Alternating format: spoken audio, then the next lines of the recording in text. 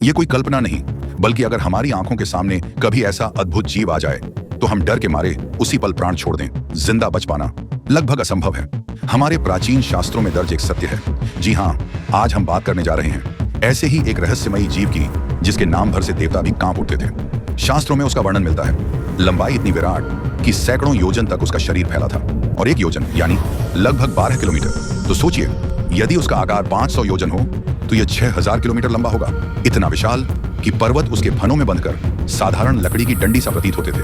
उसकी आंखें अंगारों जैसी लाल, उसकी जीभ मानो बिजली की तरह कड़कती, और जब वह फुफकारता तो आकाश तक कांप उठता था। श्रीमद् भागवत महापुराण और महाभारत के आदि पर्व में इस अद्भुत नाग का स्पष्ट वर्णन मिलता है। नागों का अधिपति वासुकी, यही वासुकी नाग समुद्र मंथन का आधार बना।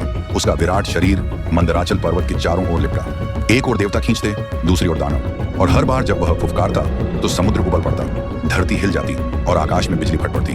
अब सोचो, इतना विराट नाग जो हजारों किलोमीटर लंबा था, वह भगवान शिव के गले में मात्र एक आभूषण है, तो स्वयं महादेव का आकार कैसा होगा? इसीलिए उन्हें कहा गया महाकाल, क्योंकि वे केवल मृत्यु पर नहीं बल्कि काल और ब्रह्मांड दोनों पर अधिकार रखते हैं। उनका स्वरूप इतना असीम है कि सुनते ही आत्मा कांप उठती है। वासुकी नाग केवल नागों का अधिपति नहीं, वह महादेव की अपार शक्ति का प्रतीक है। जब इतना विराट जीव भी शिव जी के गले में सिमट जाए तो समझ लो शिव जी का अस्तित्व कितना अगाध है। एक और रहस्य है नंदी महाराज का, जो केवल वाहन नहीं है बल्कि महाकाल की शक्ति के रक्षक भी हैं। उस रहस्य का पर्दा हम अगली कथा में उठाएंगे।